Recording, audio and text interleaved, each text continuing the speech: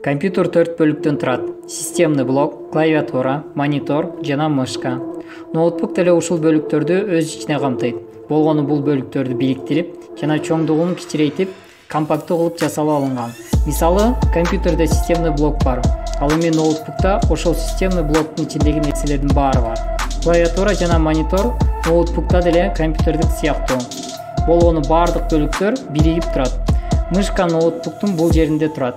Бирок аталышы мышка эмес, тачпад деп аталат. Эгерде бул тачпад менен иштөө көйгөйдү жаратса, анда компьютерде колдонуп жүргөн мышканы кошуп алсаңыздар болот. Эми бул жакта турган клавиатура жана тачпаддын функционалдары менен таанышсак.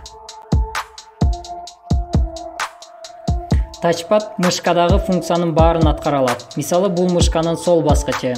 Ал эми ушул эле сол баскыч тачпадда бул жагында турат. Бул баскычтын функциясы аткаруу. Мисалы, чыгуу деген команда болсо, ошол жакка келип мышканын сол баскычын бассак, ошол жактан чыгат. Же кандайдыр бир программаны тандап, мышканын сол баскычын бассак, кирет. Экинчи баскыч оң баскыч. Бул баскыч тачпаддын оң жагында жайгашкан. Бул баскычтын функциясы команда чакыруу. Бул баскычты практика түрүндө кийинчерээк колдонобуз. Эгерде биз мышканы жылдыра турган болсок, анда монитордо турган курсор жылат.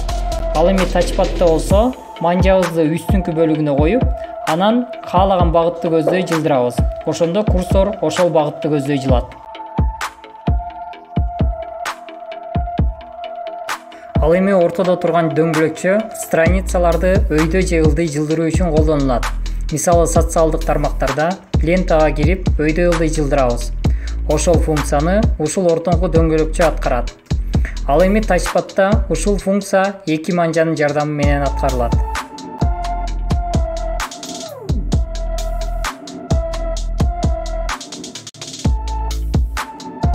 Эми клавиатура.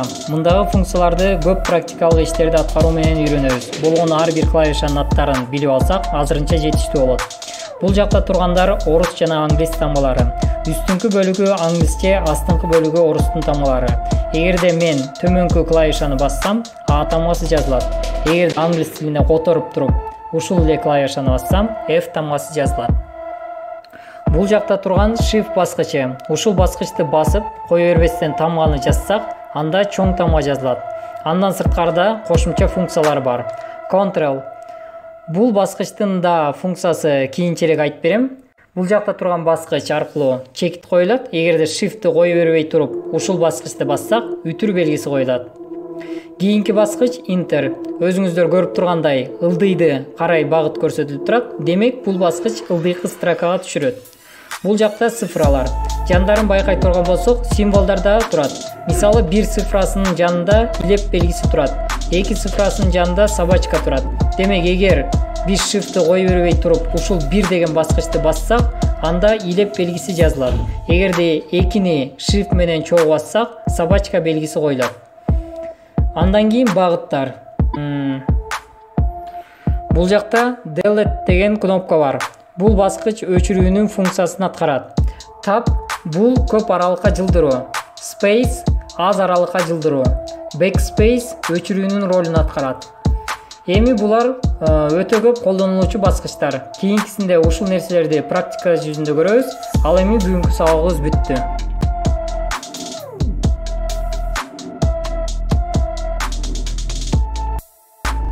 Эгерде компьютерди тез убакыттын ичинде өздөштүрөм десеңиздер, анда жекече же онлайн курска катталсаңыздар болот. Ал үчүн WhatsApp номерге кайрылыңыздар. Менин WhatsApp номерим 0702 300 339.